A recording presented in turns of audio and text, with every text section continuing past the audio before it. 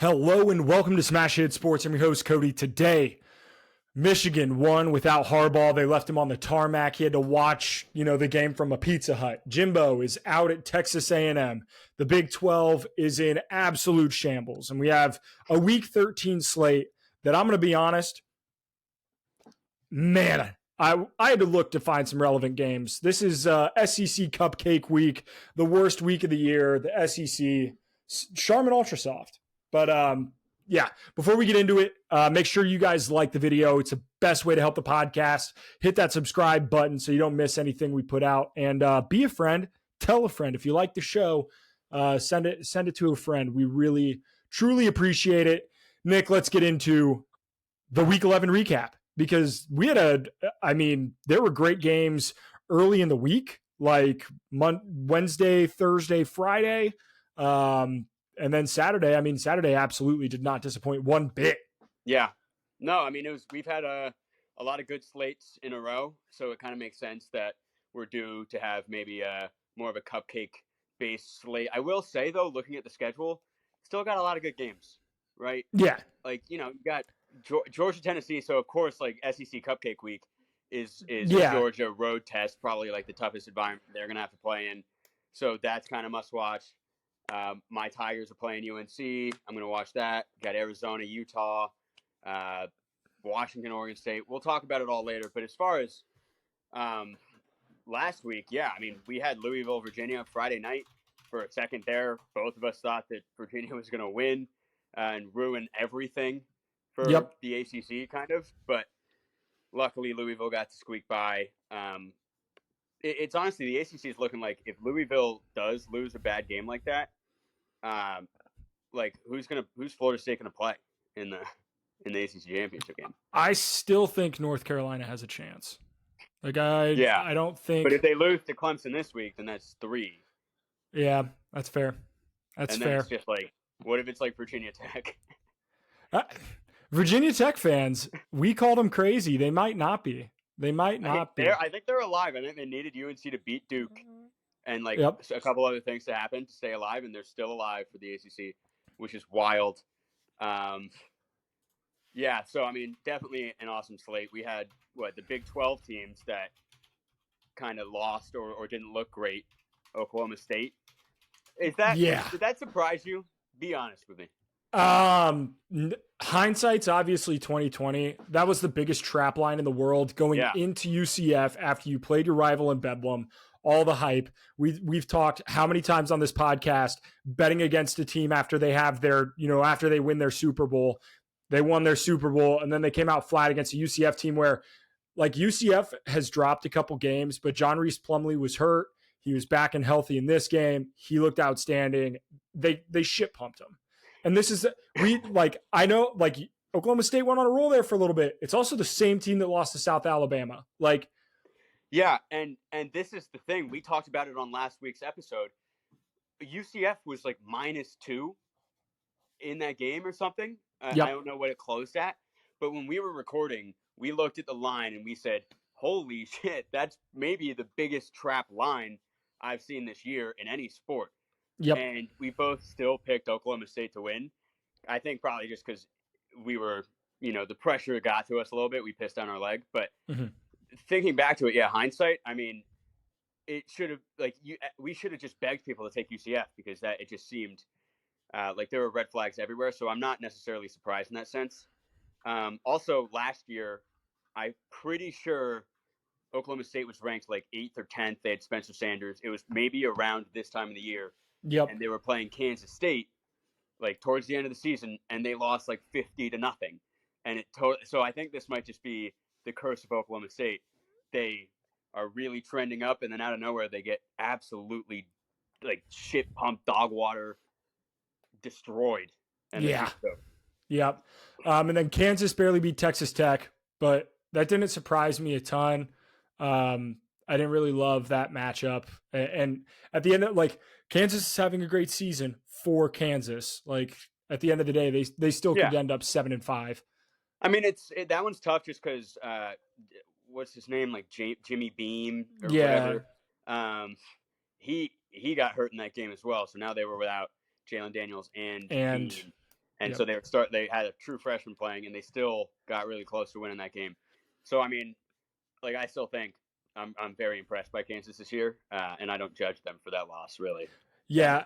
Out of all of the conferences, like the SEC championship is already set. Nothing else matters. That championship game is set. Florida State is for sure in the ACC championship, even if they lose out because their last game's to Florida. There are a lot of conferences that are set in stone or close to it. We're getting there with the Pac-12. I think Washington might be close as long as they win one of the next two. But the Big 12 is totally up in the air. Obviously, Texas is the leader of the pack with their only loss, with them only having one conference loss. But Kansas State has two.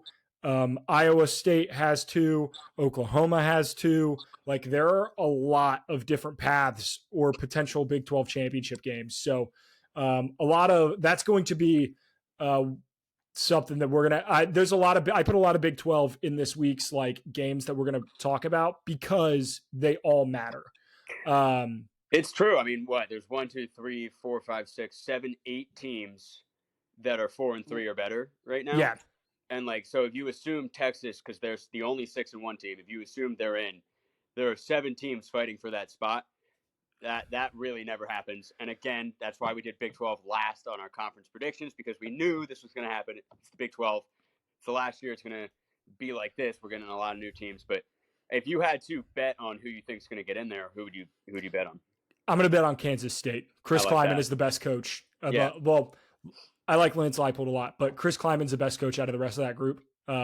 So I'll ride with the Wildcats. I like that. I'm still going to go Oklahoma for now, just because that's what I had beginning of the season. But Kansas State's, they're hot right now. So, yep. All right. Missouri, a hell of a game. Yeah. A hell of a game by Missouri. That's one where I was wrong. We'll get to my picks. By far my worst week. I needed it. Yeah. But Missouri, they're the second best team in the SEC East. I think they're the third best team in the SEC. I mean, they've played outstanding. It looks like they'll go 10-2 because they play South Carolina this week. Yeah. It has to be. Yeah. So, I mean, they've got a pretty nice and easy path to 10-2, like could play in a New Year's Six Bowl. Hell of a year. Yeah, no. I think I don't want to say I was wrong about Missouri because, like, I think I had their over win total. Yep. But I will say that, like, defensively, they looked amazing against Tennessee. They've just, like, had a fire lit under them all season. I was wrong about Brady Cook. Like, I was just kind of wrong about a lot of things with that team. So they've done a really good job at proving me wrong. But I'm happy for them. Like, I'm a Missouri fan this year. They're one of those teams that you're just not used to seeing them in, like, the top 10. So it just feels good. They'll probably beat South Carolina, which I guess we'll talk about South Carolina later on. But yeah, I think they're better than Ole Miss. Obviously, they lost to LSU. That was a shootout. They're right in that next tier in the SEC. Absolutely. Speaking of SEC, Georgia's the best team in the country. I don't want to hear it anymore. I don't want to hear Michigan. I don't want to hear Ohio State. What Georgia did to Ole Miss was domination from start to finish. They didn't let up for a second. They kept their foot on their throat. Like it was over. It was over after the first quarter. No, and we should have known that it was going to be a blowout. Like, Ole Miss does not have defensive integrity. They don't have the experience or the willpower to match up with Georgia. Georgia, maybe their offense isn't as electric as it was last year, perhaps, because now they have Carson Beck. But Carson Beck's playing really well. And against Ole Miss, Georgia's going to go off. Carson Beck has played in 10 games. He's thrown for over 300 yards in 5 of the 10. Yeah. He's been really tremendous. Well. Yeah. He's honestly, like, he's not in any Heisman talk. I don't think he's even under, like, plus 1,000. He's like plus 1,500 to win right now, which is kind of wild because, statistically by the end of it all, undefeated team, maybe he gets an invite to New York. We'll see. Yeah, we could talk about the Heisman and best bets because I got a hunch that we're on the same page with the Heisman, and I'm pretty pissed off. Moving on, Florida State over Miami. Florida State won that game. Miami should have had a safety. They didn't call it. Oh my God, that pissed me off so much. Which was a terrible call. Florida State, we've had a lot of close calls. And they're not playing well. While I think Florida, I still think they're going to win out. But that being said, like, I want to put Washington over them in my rankings. Like, I keep thinking about it. Their wins are looking less and less impressive. Like, that's the thing, is that, like, that win against Clemson that they should have lost. Clemson's a 4-loss team. Mm-hmm. That win against LSU's now a 3-loss team.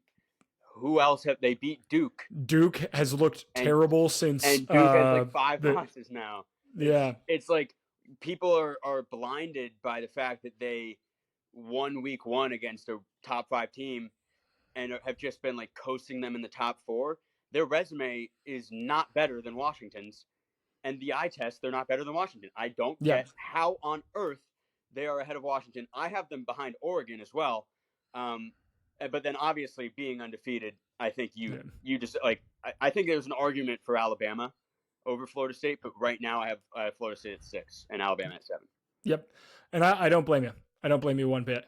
There are a lot of a lot of people in our comments on Instagram know that I'm kind of a Florida State hater, so they'll probably call me biased for that. But, as you should. You should be a Florida State hater. This is not like a biased take, okay? Like, this is... Yeah. No, because I'm in agreement with you. The other thing, Iowa is a First off, I disagree with this note that you have in here so much. Okay. Iowa being a controversial call away from being 9-1. They're also like a pick 6 or a fumble recovery for a touchdown away from being like 7-3. Oh no, yeah, they could be like 2-8, dude. Their games are all close.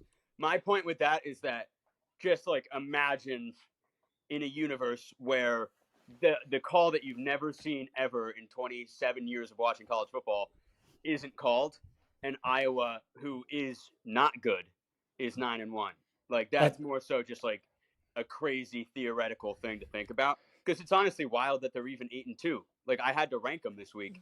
I didn't want to do that. They, like, a Minnesota loss. They've barely beaten every team. Which brings me to my next point, is that have you looked at the Big Ten West standings? Yeah. That is disgusting. Crazy, dude.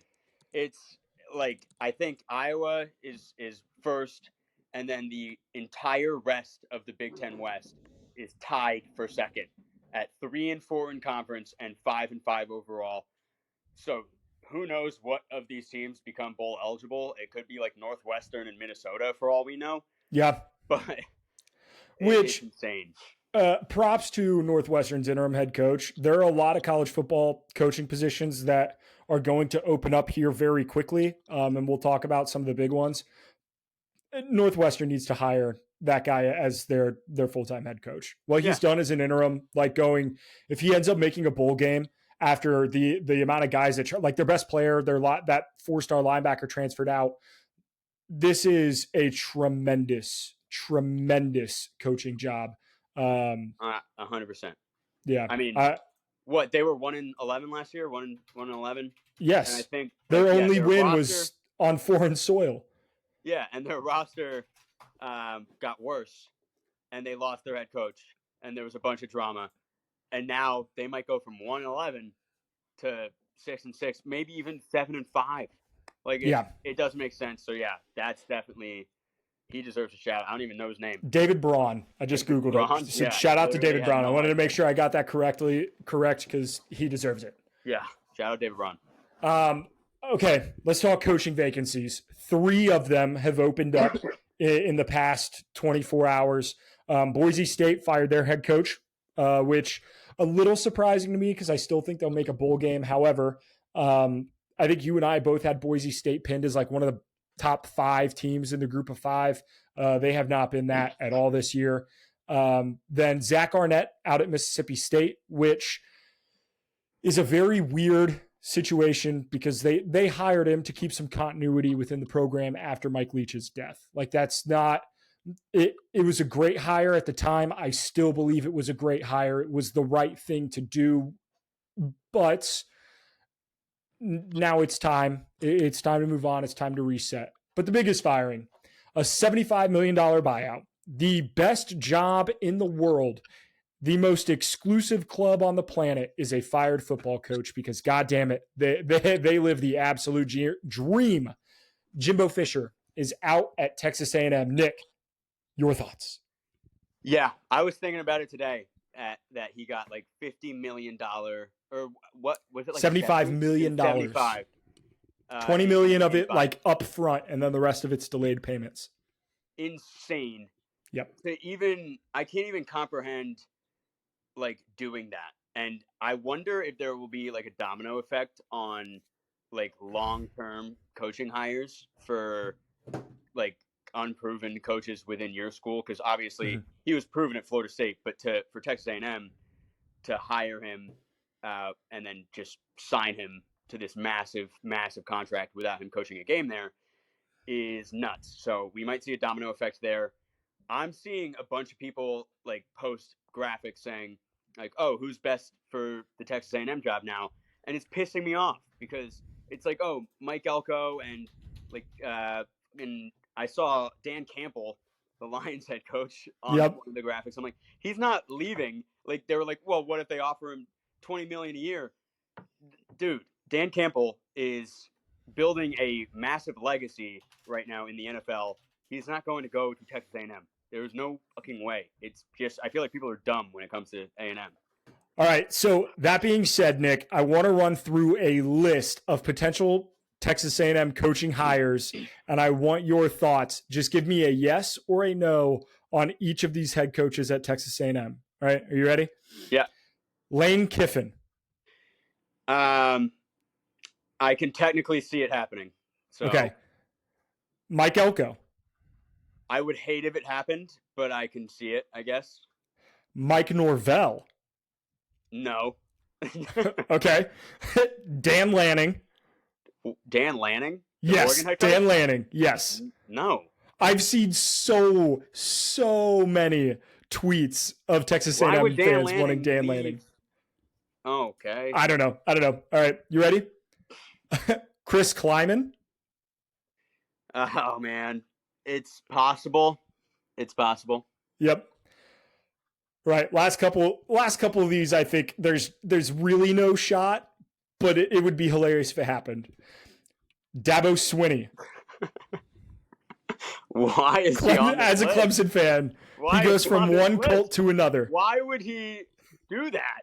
Like, no, there's literally, if Dabo Swinney is ever going to leave Clemson, literally, which I do not think it will ever happen, it would be to go to Bama. There's no way anything else. All right. Dan Campbell. Dan Campbell, yeah. I saw that, and that actually pissed me off. Like I saw that earlier, because people are like, "Oh, what if they paid Dan Campbell $20 million? Like that's way more than he's making now." It's as if you're clueless of the idea of legacy of coaching in the NFL, bringing a team like the Lions back from the dead of 50 years and getting him to the playoffs. If he wins a couple playoff games and goes to Texas A&M, can you imagine if that happened? Yeah. Detroit would cease to exist. The city would burn. Yep. All right. Last three here. Cliff Kingsbury. Yeah, honestly, I think that's what should happen. Wow. Yeah. Really? Personally, I would love that. I think that'd be cool. He's got a cool offensive mind. And Texas A&M with Connor Wegman, I don't know. That'd be cool. Okay. Coach Prime. No, he will not do that. He's not going to go to Colorado for a year and leave. There's the amount of work you have to put in to manage the transferring of all that and build up, school morale. No. Yep. Okay. And then the last one, Urban Meyer. Yeah, I hate that, but I can see it technically. I mean, I think he's a great college head coach. He is. He is a literal abysmal NFL head coach. Yep. I don't know how old he is either. I feel like he looks ancient these days. So, well, I can see that. I can see. I wouldn't mind Kingsbury, Mike Elko. I would hate if it happened, but again, Duke is going to be paying you anything compared to what Texas A&M could pay you. So, Yeah, but there are a couple names. I'm seeing Lincoln Riley on the list that I'm looking at, as if like what I don't. Why would he? Why would Lincoln Riley leave USC? You know, I personally think that's crazy. And my problem is all of these lists don't have any coordinators. It's all just head coaches of big Power 5 teams, and sprinkle in a couple huge name NFL coaches. Like, might as well get fucking like Bill Belichick to coach. My dream scenario is that Urban Meyer becomes the head coach of Texas A&M. His new offensive coordinator, he left. He wasn't fired, but his contract isn't going to be renewed after this season. His offensive coordinator is going to be Brian Ferentz, and then his defensive coordinator would be another defensive coordinator who's looking for a job. He's coached defensive coordinator at several phenomenal Power 5 institutions in Alex Grinch. So that's my dream scenario. Brian Ferentz, Brian Ferentz and Alex. For a second, I didn't know you were kidding. So I was like, yeah, what? That's my dream scenario. It would just be pandemonium. Oh my god, yeah, 0-12. I'm also seeing Kalen DeBoer is on this list. I think that's kind of another crazy one. But like Jeff Traylor, the UTSA head coach. Yep. UTSA is undefeated in the AAC right now. Traylor's been there for a while. He's pretty good. Like, there are definitely some head coaches that Texas A&M could get, but maybe look to the group of 5 to go get him. Like, you're not getting Dan Lanning. I think in all seriousness, I think Jonathan Smith would be a phenomenal hire from Oregon State. Not a splashy name, but I also love Jason Candle at Toledo. They're 9-1. Their only loss is to a Big Ten team. Granted, Illinois isn't great, but like a Big Ten team at a Big Ten school. Week 1 too, though. So week 1, yeah, September 2nd, right? So they've won 9 straight games. Yeah. Yeah. So Texas A&M, we'll see. Mississippi State, obviously not as hot of a destination, so that I think they're much more likely to hire somebody who is like a coordinator currently. So I can't believe Dabo was on that list. That's insane. Yeah, that's hilarious, but I love it. Last thing actually, no, we'll talk about that before we get into next week's slate. So let's do the props 2 segment. Your favorite segment, I think. I like this. I like the props 2 segment. I'm glad we added this, but I'll go ahead and start it off the rip here. Props to Michigan for finally winning a game that anyone cares about, because the first 9 didn't matter.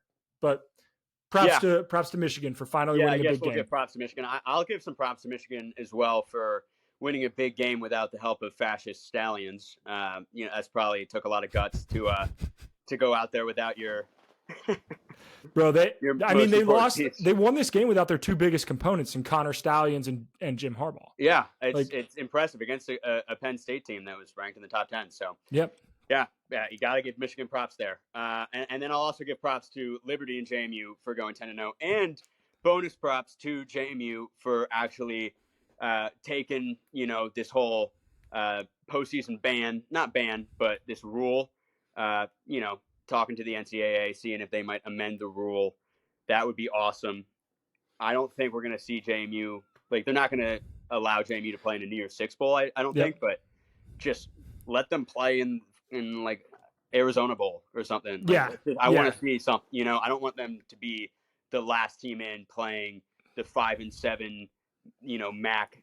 Yeah, they'll just beat the piss out of Ohio or something. Yeah, so...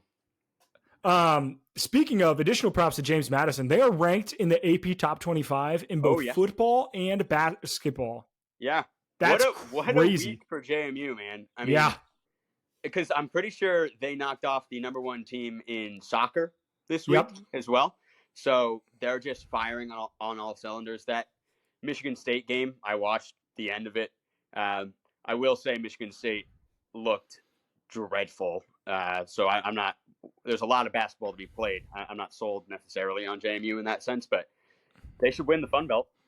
Yeah. So, yep, for sure. Yeah, go ahead for your next props. Props to I'll give props because I've been Oklahoma's number 1 hater. But props to Dylan Gabriel, 8 total touchdowns against West Virginia, dominating performance from start to finish. That was huge for that team. I think building their confidence going the rest of the way for this season. So shout out Dylan Gabriel, hell of a performance. 8 total touchdowns is nuts.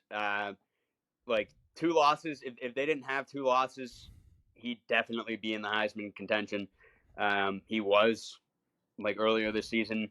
He's really good. I'm interested to see what he does like draft wise, and at the combine and whatnot. I'm going to give props to the Schraders. I don't think they're related. They might be. I doubt it. I think one's white. The other one might not be. I don't remember. I don't know. Garrett and Cody are two of the whitest names. I know. So maybe I should. You want to look up Cody Schrader for me? See if he's related to Garrett Schrader.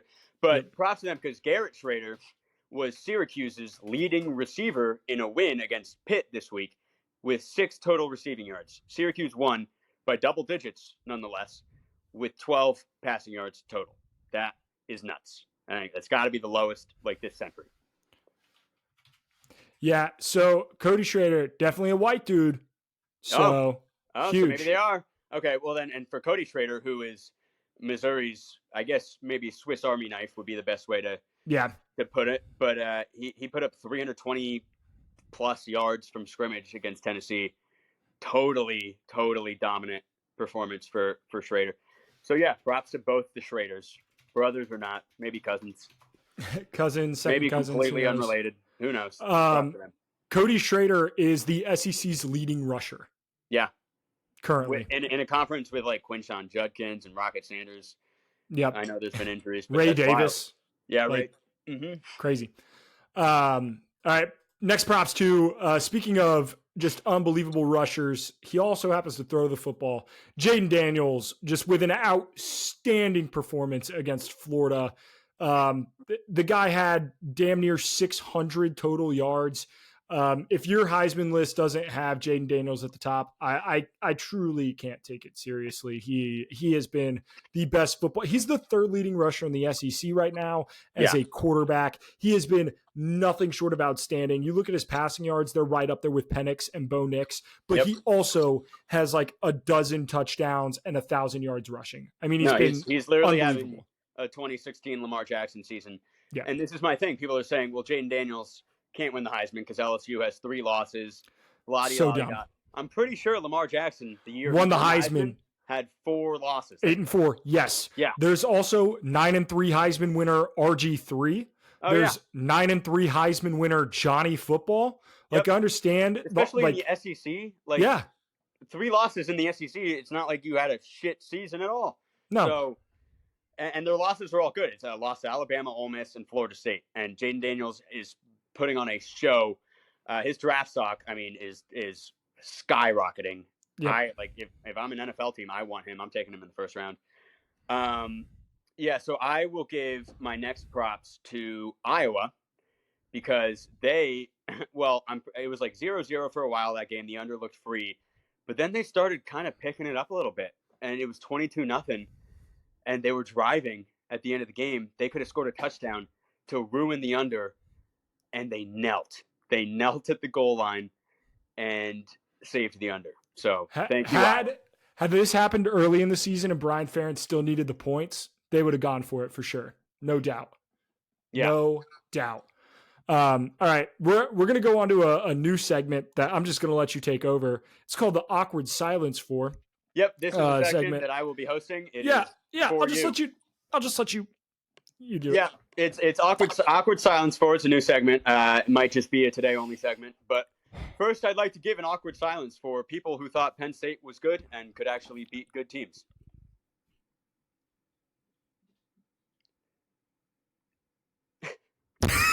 God, that's terrible podcasting. Holy shit. All right, next. Clip that. W in the chat. And next, last but not least, I would like to give an awkward silence for people who thought Vanderbilt would have more wins than South Carolina this season. No one, I don't know who could have done that, but we'll give an awkward silence.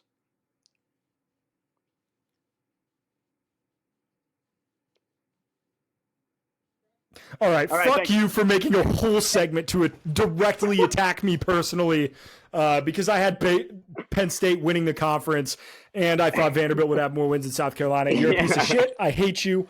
I will be getting you tickets to. I will be getting you tickets to a sporting event of some sort this year, and when I do, I will be using the SeatGeek app. Use promo code SmashHitSports to get $20 off your first purchase at SeatGeek.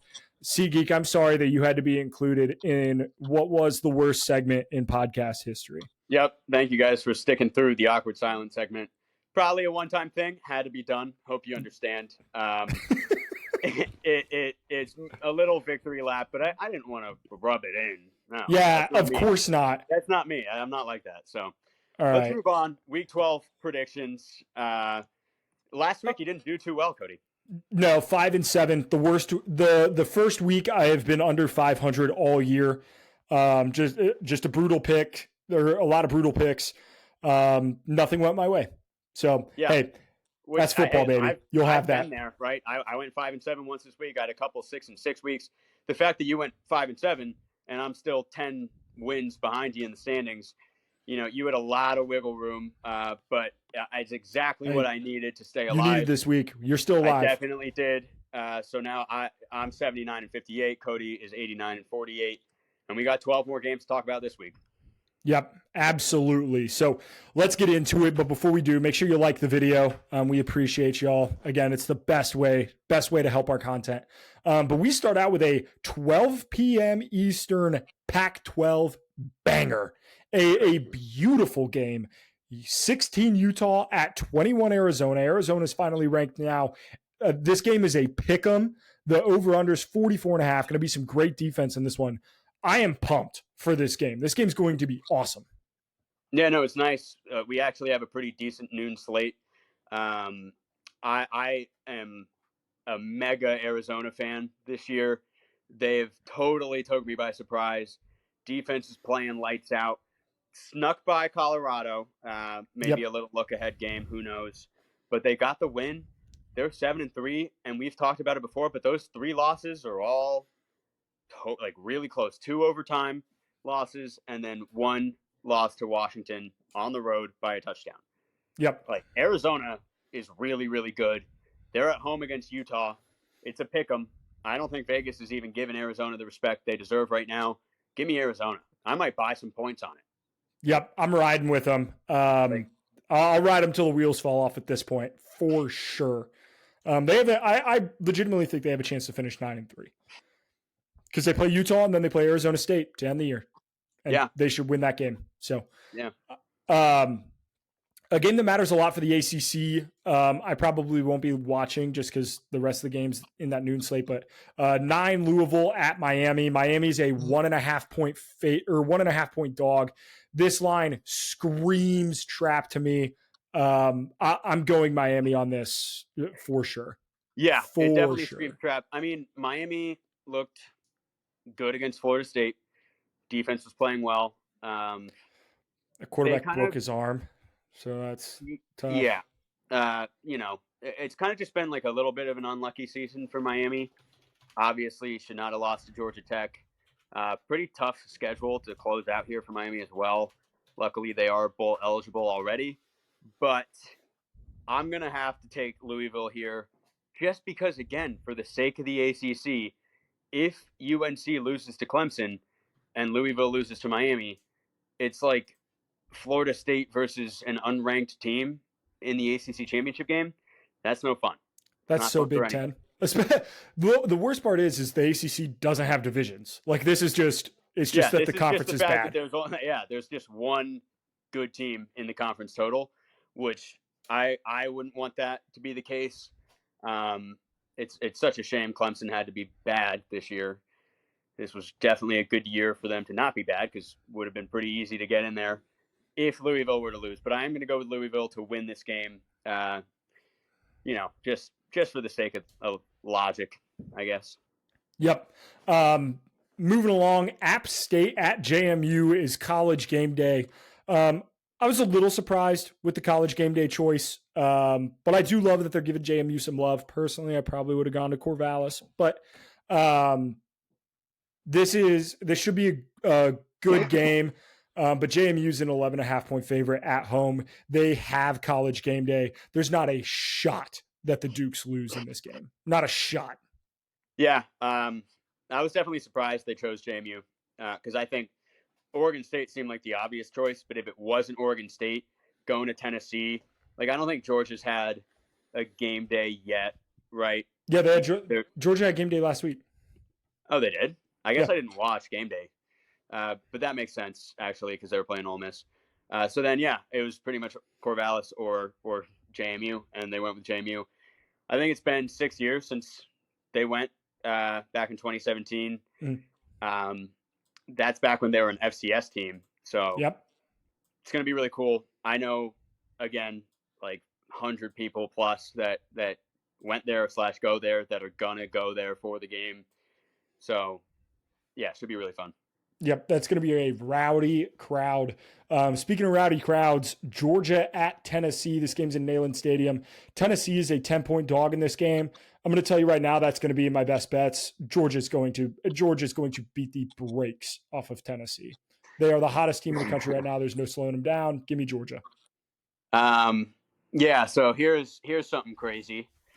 Something might be wrong with me. I don't really know, but at the beginning of the year, looking at the schedule, before either of us were like, oh, Ole Miss is good, or Kentucky is going to be ranked, or Missouri, blah, blah, blah. Mm-hmm. Tennessee was the only game that we thought Georgia could struggle against.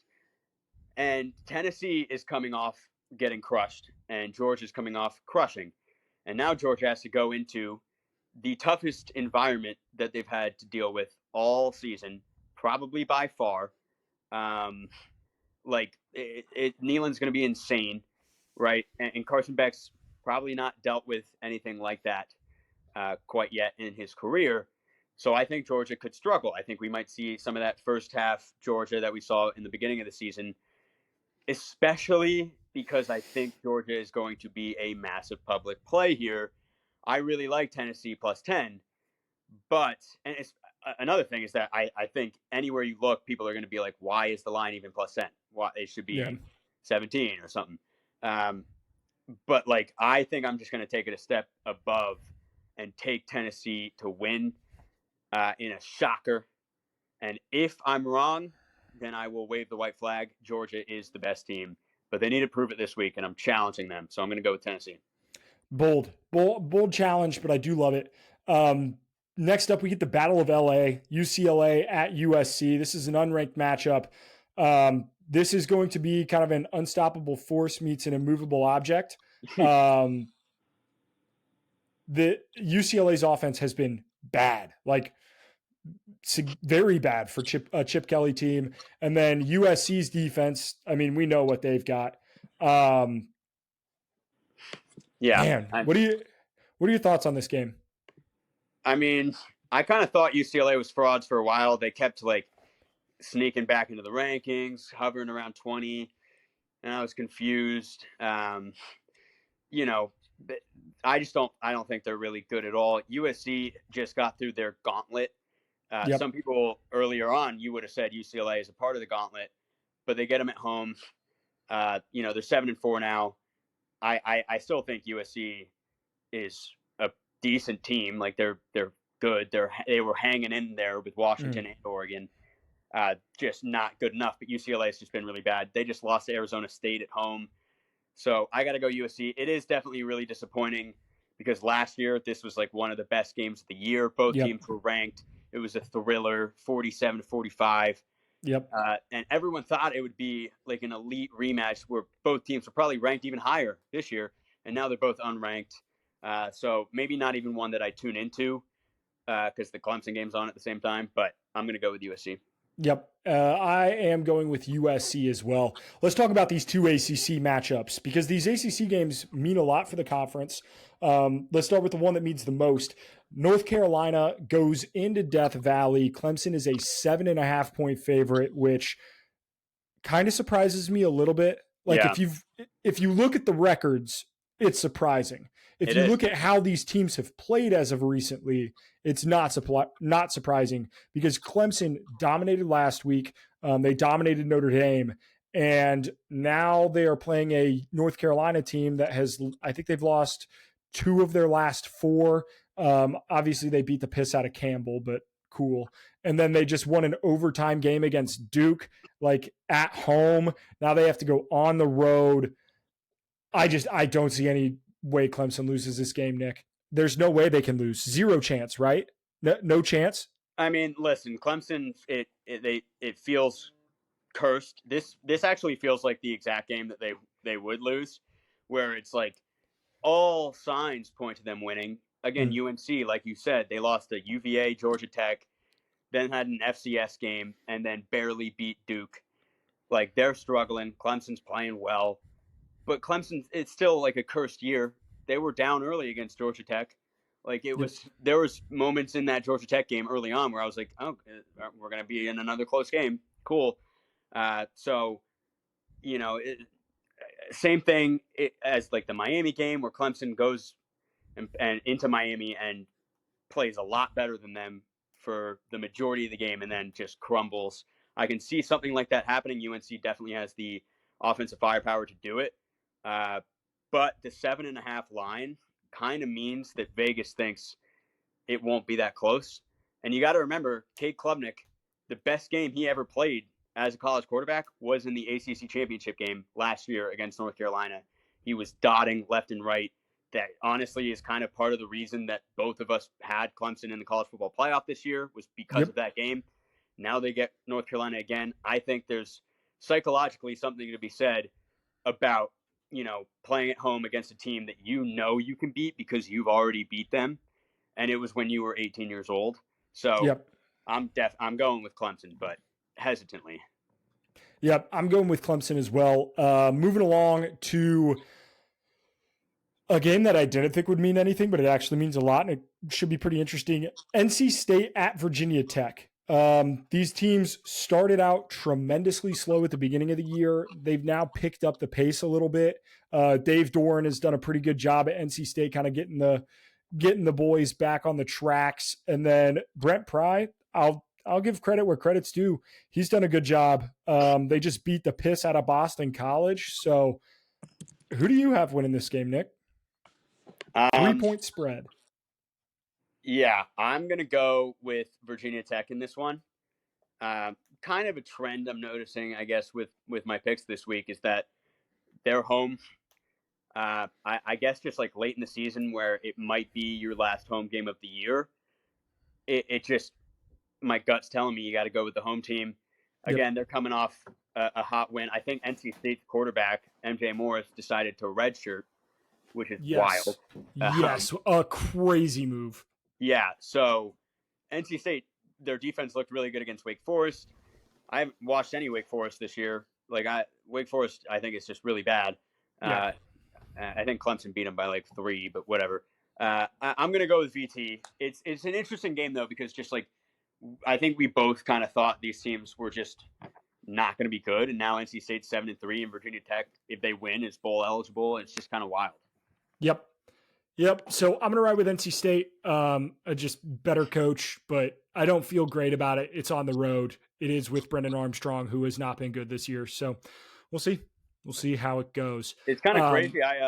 I'm kind of just realizing that Justin Fuente is no longer the head coach, which happened like 2 years ago. Yeah. So that's wild. I just haven't been following Virginia Tech, I guess. They've been pretty bad, to be fair. Yep. Who's their coach now? You said his name? Brent Pry. Brent Pry. Yep. Good to know. Learn something new every podcast. There you go. This is the next game. This is a game that should be on a Friday night.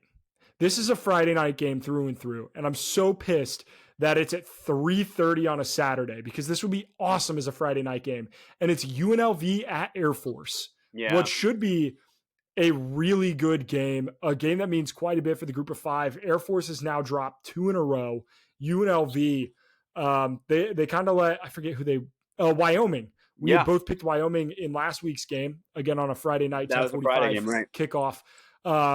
They kind of let Wyoming come back a little bit, but what Barry Odom has done, which I'm going to take a minute here to just kind of suck off Barry Odom a little bit. Sure. Arkansas was a pretty damn good team the last couple of years, especially defensively with Barry Odom at the helm as the DC. And now we see what Arkansas looks like without Barry Odom. He goes to UNLV, which has been very, very bad. And UNLV has been outstanding so far this year. So shout out to Barry Odom. He has been just a story that nobody has talked about in college football this season. He's been outstanding. So shout out Barry Odom, which leads into my pick. I'm riding with my boy Barry Odom. I made that mistake last week. I'm not going to make that mistake 2 weeks in a row. Give me the boys in Las Vegas.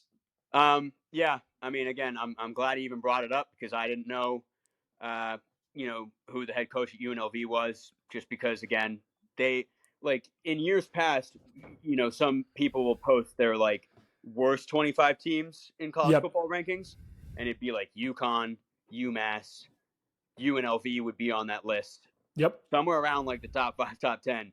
And then out of nowhere, to us especially, we didn't talk about them at all preseason. No. They're 8-2. No. They're having a fantastic year. If they finish 10-2, they're probably going to be finished ranked. Might win the Mountain West. The thing with Air Force and my pick is, one, they are coming off of back-to-back losses, but not just to, like, any teams, right? It's to Army, which is not a good team, and to Hawaii, which doesn't make any sense. No, doesn't make any sense to me at all. What happened to Air Force? Like, I don't even understand. Like, I was like, oh, they're going to be in the Fiesta Bowl for sure, and now they stink. But then if they stink, why is the line 3.5? I don't know. That's freaking weird to me. And I think I did this last week when I was like, oh, why is UCF favored when they're 1-5 in conference? Give me Oklahoma State. So I'm going to have to go with Air Force for that reason. Keeping it moving to a game that means a lot for the Big 12. Kansas State goes into Kansas. I think this is called the Sunflower Bowl. Yeah, I think that's right. Sunshine, no, something. Sunflower, something. I don't know. Either way, Kansas State has won this matchup every year since 2008 is the last time Kansas has beat Kansas State. I saw a Big Game Boomer tweet that made me laugh, but it was after Kansas has lost to Texas Tech, and he goes, "Good news, Jayhawks, college basketball has started." And good news, Jayhawks, college basketball has started. I think Kansas State whoops them. I mean, especially if Jason Bean can't play and they're on their red shirt. Right. I was trying to do some research because I was like, is Bean going to play? Is Jalen Daniels going to play?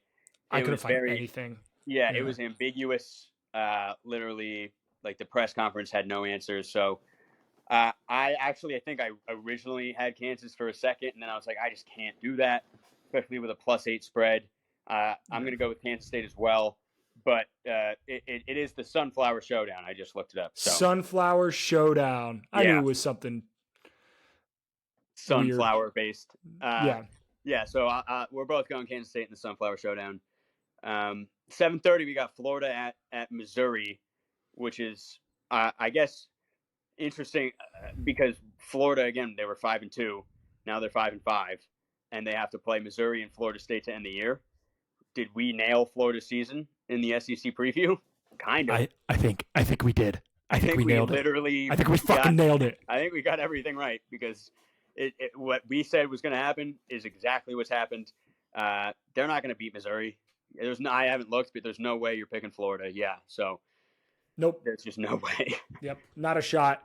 Give me Missouri in this one. They're just a better team right now, top to bottom. Yeah. Yep. Keeping it moving, what should be the game of the weekend, Washington at Oregon State. This game is a pick'em. Wow. A pick'em. I'm so excited for this game. This is the game that gets Jonathan Smith hired by the Michigan State Spartans. I think he coaches his ass off. I think we haven't had enough chaos at the top of college football the last couple of weeks. It's been awfully quiet. And this is the week that it all goes to shit. Right. You have Georgia losing. I have Washington losing. Give me the Beavers in this one. The Pac-12 cannibalizes itself, and we have some very, very real discussions about who is going to be that fourth team. So give me the Beavs. Yeah. Which is crazy because if Oregon State wins, 2-loss team, but if they're ranked 10th right now, where do they go if they beat undefeated Washington? You got to assume they bump up to like 7 or 8. I personally, let me start by saying that Washington's defense of late has been really bad, which is super concerning. I don't think it was ever that good. Yeah, but I mean, right before the Oregon-Washington game, we were talking about like these defenses, we're expecting them to kind of like show out. And it's not like they didn't. That game was amazing offensively and defensively. Both teams were playing really well. Yeah. And then just all of a sudden, they've just really looked bad, like worse than they should. So that's concerning because now they have to go into a hostile environment in Oregon State. I really wish that this could be a DJU game where I can just watch him shit the bed when everyone's watching, and be like, see, DJU stinks. I just don't think that's going to happen. But I do still think that Washington can win based on their offensive firepower, especially at this point in the season. Like this, they play Washington State next week, so this is it for Washington. They know that they're on the outside looking in according to the CFP, right? Because for some godforsaken reason, they're not ahead of Florida State right now. We'll have to wait till tomorrow to see if that holds up. But at this point in the season, they have to win this game. They know that. And this is the only game left. There's no look ahead or anything like that. This is it. Like, go win. And so I'm going with Washington. This game is going to be a phenomenal end to the like a 7:30 kickoff night game in Corvallis. It's going to be scenes. If you could transport me to a college football environment this weekend, it's without a shadow of a doubt to Oregon State. Another game that means a ton. And you would have bet if I would have said, "Hey, this spread's going to be 8 points" at the beginning of the year, I'd have been like, "Wow, Texas really was that bad." No, it turns out Iowa State, not a bad football team, even though they did lose to Ohio of all teams. But Texas, number 7, Texas goes into Iowa State. It's an 8-point spread, which is kind of surprising to me. Yeah, I've been trying to kind of figure out why, because again, Texas didn't, they've kind of just like been narrowly escaping some teams of late. TCU, that was closer than it should have been. Kansas State ran some horrendous play in overtime. I forget if it was a 2-point conversion or not, but it was horrendous. And Texas won. So Texas, kind of similarly to Washington, is reeling a little bit here. But I think I've already done enough by picking Tennessee to beat Georgia. I can't go Iowa State here. I got to go Texas. I am going Iowa State. Wow. All right. Okay. So you're going. All right. Texas, their last 5 games. Loss to Oklahoma at home, at home in the Cotton Bowl. Lost to Oklahoma. At Houston, they won by 7 on what was one of the worst officiating mistakes we've seen all season. Houston had a chance to win that game. Then they beat the piss out of BYU at home.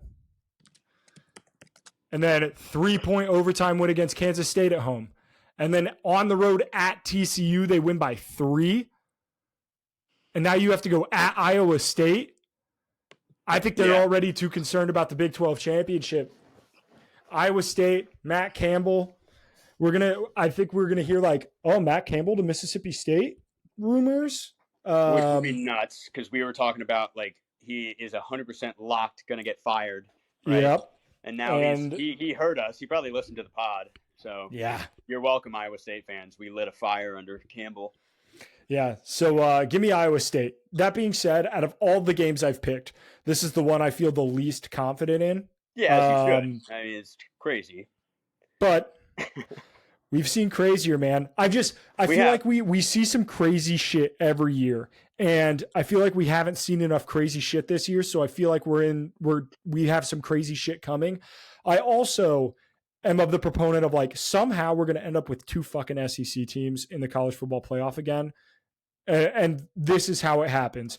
Texas is going to have 2 losses. Washington's going to lose, so they're going to have a loss. And then you're going to have Oregon. If Oregon beats Washington, then Oregon's going to be a 1-loss Power 5 team. And you're going to have a 1-loss champ. And then if Alabama beats Oregon, and then it's going to be like, well, they've already been putting Alabama above Oregon. So it shows if Alabama beats Georgia, then they're going to put Alabama above Oregon. And then Georgia's going to be above Oregon. And there's going to be 2 SEC teams and fucking Florida State and whoever wins the Big Ten, and that's going to be the college football playoff. I'm going to be so goddamn pissed because I want to see Texas or I want to see the Pac-12, and it's not going to happen. I'm going to be sad and angry, and so I'm picking this, kind of hoping that I'm wrong, so that way I like the college football playoff matchups more. Yeah, so either way, I'm right. You know what I mean? What you just explained is kind of proving my point that we could have a 2-loss team in the college football playoff. I'm hedging my future mental health. Yeah, that's what I do. It is still possible. It is still possible. It's obviously always unlikely, but like if chaos ensues, chaos could always ensue. It could happen at the drop of a hat. Who's Texas's game next week? Texas's game next week is Texas Tech. It's Texas Tech. Yep. So, yeah, I mean, you can kind of assume that Texas knows that they only have to win 1 of the next 2 to play in the Big 12 championship game. Yep. But they still, like college football playoff aspirations, they have to win both. So it's, I mean, we'll see. We'll see. But that means we're differing on a lot of games again, which could end up working out for me. Going to make for some great theater. Yeah, we'll see. It's either you're going to be right back in this, or I'm going to put the nail in the coffin. Yeah. Or we go 50-50, and that's Bill lame. But nah. Onions 3, or I'm down like 5 going into rivalry week. Oh, I love a good onions 3-pointer. Yeah, Brad 3 is the GOAT of all GOATs. God, college basketball. Onions. All right, let's get into the best bets. So we did not cash the Megalodon Intergalactic Atomic Parlay of the Millennium. Yeah, USC. That game went under. I didn't feel great about it. We don't have. Had to bet it though. We don't have any spreads this week where the under is so low it's disgusting, or the over is so high that it's like you got to take it. So I bet Iowa's is pretty low. Iowa's is probably pretty low. I'll take a look at it. But in the meantime, I'm going to give my best bet, and that is Georgia -10. I'm a big fan of that line. Another line that I am a fan of that we have not talked about. Notre Dame, I think, is going to cover the spread at home. Senior day, Sam Hartman against Wake Forest. Like it's all of the stars aligning. Wake Forest is not a good team. We found that out very quickly. I like that. Yeah, Notre Dame is a 20. Well. Notre Dame's a 24.5 point spread. I still like it at that. The Iowa over under. Because we're all curious, it is 30.5. Yeah, I mean, it has to be. The under keeps hitting. Like, yep. They play Illinois. So Illinois just scored 50 points. Fuck it. You want to ride it? We'll ride it again. Yeah. I'll bet the under. Yeah. Death, taxes, Iowa going under the total. We have to bet it. I have to take it. My non-Iowa bet of the week is going to be Texas Tech -3 versus UCF. UCF, they've won 2 straight. They just clobbered OK State. Storm the field. Yeah, storm the field. Huge moment for them. Still not a fantastic, season for UCF. Now they have to go into Lubbock, where Texas A&M's kind of getting hot, right? And if we're assuming Texas Tech is going to lose to Texas next week, if they're going to be bowl eligible, they have to win this game. They're -3, which makes me think that they, should win, because I thought maybe it could have gone either way with that spread. But like Lubbock, like Oregon at the beginning of the season had to fight tooth and nail to win at Texas Tech. Lubbock's a really tough place to play. And so got to go Texas Tech. That's my favorite bet this week. Yep, I like that a whole hell of a lot, actually. 5 o'clock kickoff, weird kickoff time, but you'll love to see it. All right. That being said, it's all we've got for this week. Make sure, if you've made it this far into the podcast, be a friend, tell a friend. subscribe, like the podcast, do all that stuff. As we're going to get into rivalry week here. It's going to be a lot of fun. And then we have conference championship week. We got bowl games. We got all sorts of stuff. Actually, before we leave, we didn't talk Heisman, and we need to talk Heisman. Oh, yeah, we got to talk Heisman. We need to talk Heisman. Also, quickly, the SEC, you're a bunch of fucking cowards for how you schedule your games this week. Here's the SEC schedule this week. You're gonna be like, wow, they didn't mention a lot of teams. Yeah, because they don't play anybody. Alabama plays Chattanooga. Ole Miss plays UL Monroe. Mississippi State plays Southern Miss. Texas A&M plays Abilene Christian. Georgia, Tennessee, shout out. Scheduling it. Georgia has to play a good game, though, because the rivalry week game is Georgia Tech. Same with Florida. Florida has to play a good game because the rivalry week game is Florida State.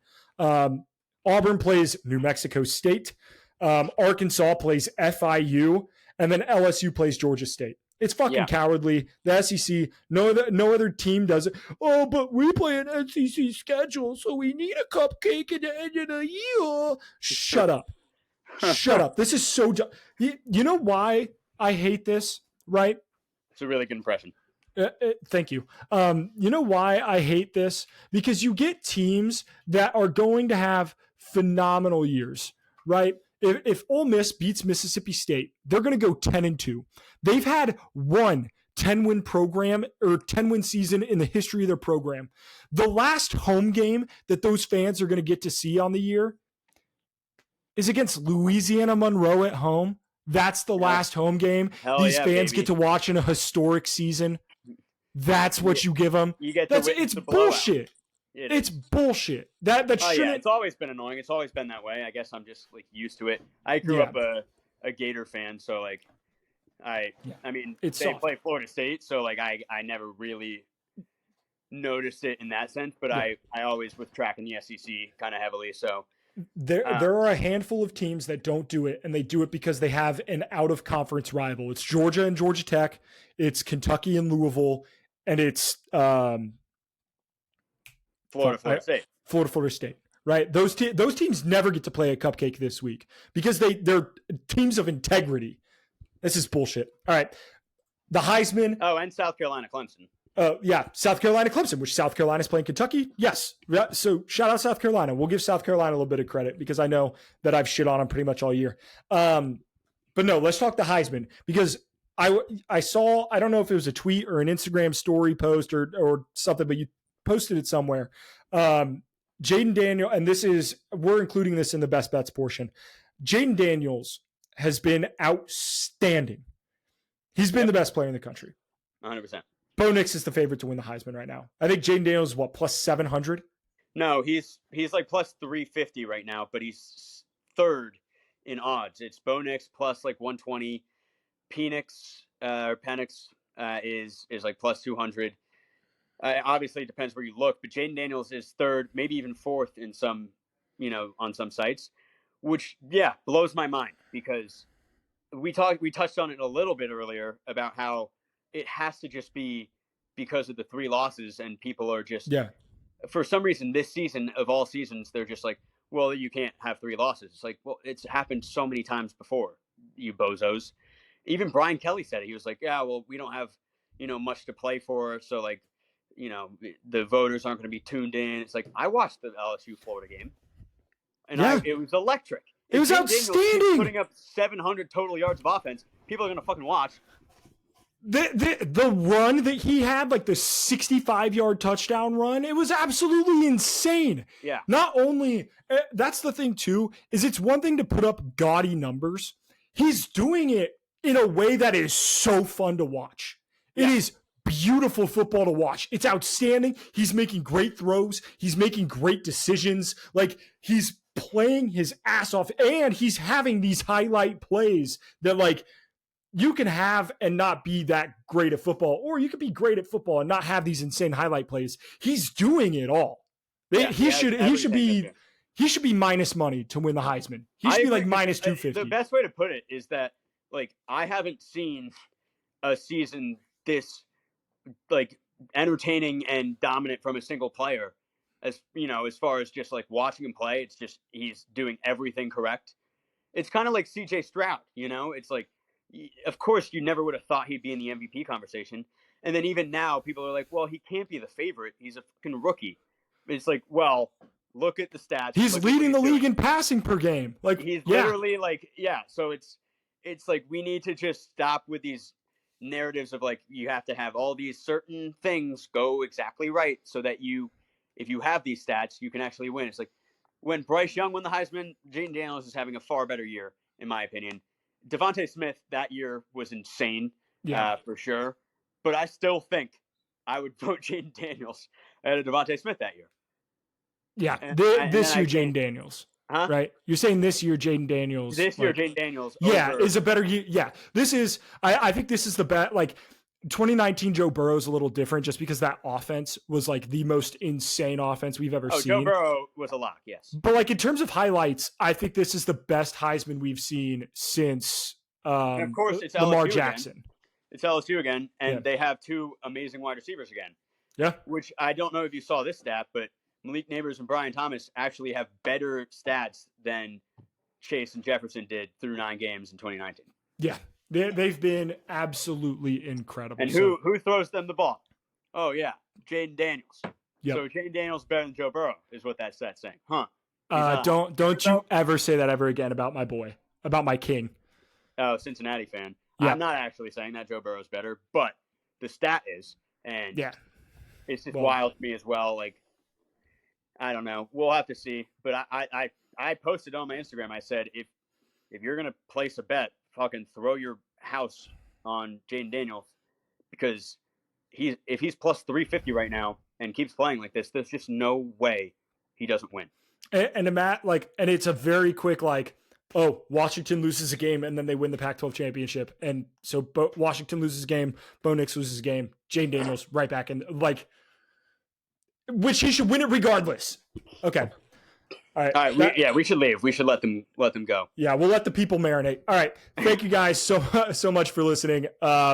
Again, like and subscribe and do all that shit. We appreciate the hell out of you guys, and we'll see you in the next one.